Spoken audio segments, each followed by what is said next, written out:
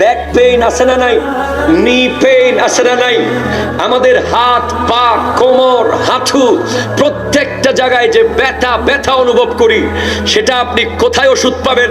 আমার আল্লাহ কোরআনে বলছেন, আলা বিযিকরিল্লাহি তাতমাইন্নুল কুলুব, আল্লাহর জিকিরের মধ্যে রয়েছে কলবের প্রশান্তি। শুধু কলবের প্রশান্তি নয়, আল্লাহর জিকির তথা নামাজকে গবেষণা করতে গিয়ে আজকে সময় বেশি নাই, বিজ্ঞানীরা গবেষণা করে বের করেছে, যখন আল্লাহর বান্দা আল্লাহু আকবার বলে নামাজে দাঁড়িয়ে যায়, যখন সেখান থেকে সে রুকুতে চলে যায়, তাকে তো ডাক দেওয়ার সময় হাইয়া আলাস সালাহ শুধু বলা হয়নি, সাথে সাথে হাইয়া আলাল ফালাহ বলা হয়েছে। তার মানে নামাজের দিকে আয়। নামাজের দিকে যদি আসতে না চাস, তোর কল্যাণের দিকে আয়। আমার কল্যাণ কি আছে নামাজে? আমার কল্যাণ কি আছে? তো বিজ্ঞানীরা গবেষণা করেছে, তুমি যখন রুকুতে চলে যাও, তোমার ব্যাক পেইন 36% নিরসন হয়ে যায় উইদাউট মেডিসিন। নামাজ তোমার ব্যাক পেইনকে রিলিফ করে দেয়। জোরে বলেন সুবহানাল্লাহ। তুমি যখন সিজদায় চলে যাও, তুমি যখন দুই সিজদার মাঝখানে বসো, প্রত্যেকটা বসায় ওঠায় তোমার হাঁটু, তোমার পা, তোমার মেরুদণ্ড, তোমার বন, তোমার ব্যাক, তোমার প্রত্যেকটা অঙ্গের ব্যায়াম আমার আল্লাহ গোটা নামাজের মধ্যে রেখে দিয়েছেন। সায়েন্টিস্টরা বলছে, একজন নামাজির ব্যাক পেইন থাকবে না সে যদি জাস্ট টাইম নামাজ পড়ে। এছাড়া একজন নামাজির ব্যাক পেইন এজন্য হবে না কারণ আমাদের হাড্ডির ভিতরে এক ধরনের লালা থাকে, লালা, যেই লালাটা জমে যায় বলে আমরা ব্যথা পাই।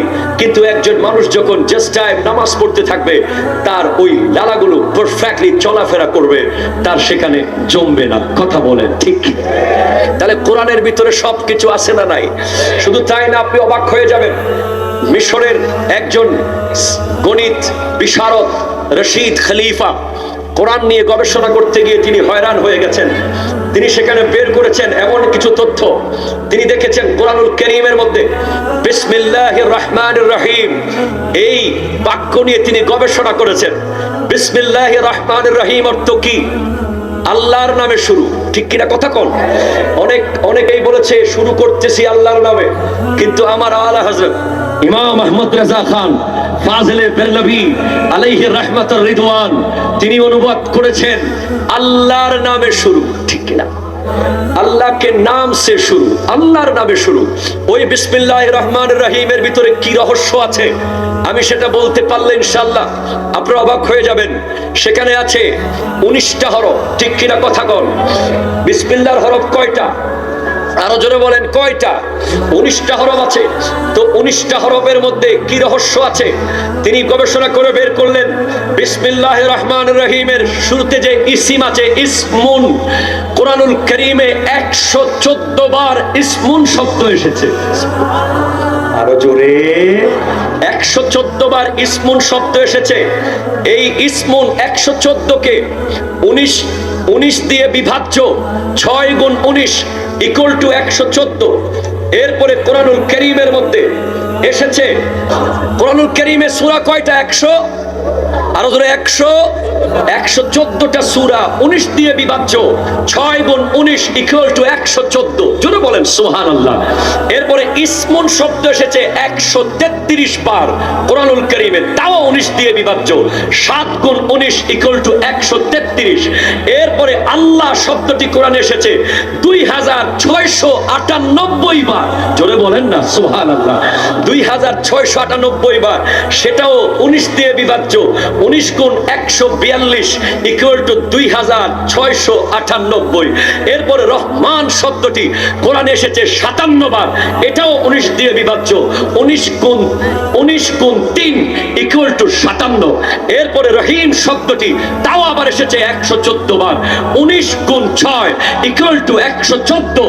তার মানে বোঝা যায় কোরআনের প্রত্যেকটা বিষয় আল্লাহ ছাড়া আর কারো পক্ষে বোঝা সম্ভব, করা সম্ভব নয়, ঠিক কিনা কথা বলে?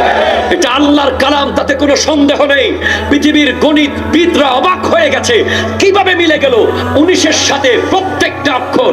আল্লাহ মিলে গেছে, ইসিম মিলে গেছে, রহমান মিলে গেছে, রহিম মিলে গেছে, প্রত্যেকটা 19 দিয়ে বিভাজ্য হয়ে গেছে। জোরে বলেন সুবহানাল্লাহ। এছাড়া আমরা একটু পরে মাগরিবের আজান হবে কি হবে না? আরো জোরে বলেন হবে কি হবে না? কোরআনুল কারীমে আজানের মূল অক্ষর আযানা ইউআযিনু, এই আজান শব্দটি আযানা ইউআযিনু এইভাবে করে এসেছে 5 বার। আমাদের দৈনিক নামাজ কয় ওয়াক্ত? আরো জোরে বলেন কয় ওয়াক্ত? শুধু তাই নয়, আজানের মধ্যে মোট বাক্য আছে 12টা। সুবহানাল্লাহ, জোরে বলেন না। কয়টা আছে? আমাদের নামাজ কয় মাস ফরজ? 11 মাস না 12 মাস? আরো জোরে কয় মাস? শুধু তাই নয়, আজানের মধ্যে অক্ষর আসে, শব্দ আছে আজানের মধ্যে 50টা। আমাদের নবীকে প্রথম নামাজ দেওয়া হয়েছিল কয় ওয়াক্ত? আরো জোরে বলেন কয় ওয়াক্ত? 50 ওয়াক্ত দেওয়া হয়েছিল। তাও আজানের প্রত্যেকটা শব্দের ভিতরে আছে। শুধু তাই নয়, আজানের 12টা বাক্যের ভিতরে যেই প্রত্যেকটা অক্ষর এসেছে, 17টা অক্ষর ঘুরিয়ে ফিরিয়ে এসেছে। আমাদের মধ্যে দৈনিক 17 রাকাত ফরজ নামাজ, ঠিক কিনা কথা কও? ইসলামকে তুমি বুঝো, ইসলামের কাছে আসো, কোরআনের কাছে আসো। কোরআনকে আলমারির উপরে রেখে দিও না।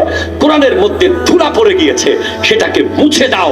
তুমি কাল কবরে যাবে, তুমি দেখতে পাবে তোমার ডানে একটা জাত দাঁড়িয়ে আছে, বামে একটা জাত দাঁড়িয়ে আছে, সামনে একটা জাত দাঁড়িয়ে আছে। তুমি জিজ্ঞেস করবে তুমি কে ভাই, আমার অন্ধকার কবরে আজ দাঁড়িয়ে আছো। সে বলবে আমি কোরআনুল কারীম, আমি কোরআনুল কারীম, আমি কোরআনুল কারীম। তাফসীরুল কোরআন মাহফিল থেকে আমাদেরকে একটাই মেসেজ নিতে হবে।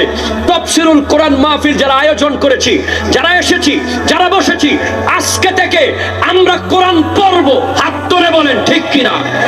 আরো জোরে বলেন ঠিক কিনা বলেন। প্রতিদিন অন্তত 1 পৃষ্ঠা 1 পাতা করে হলেও পড়ব, আর চেষ্টা করব বুঝে বুঝে পড়ার জন্য। আল্লাহ পাক এই কোরআনের ওসিলায় আমাদেরকে দুজাহানে কামিয়াবি নসিব করুন। আসসালামু আলাইকুম ওয়া রাহমাতুল্লাহি।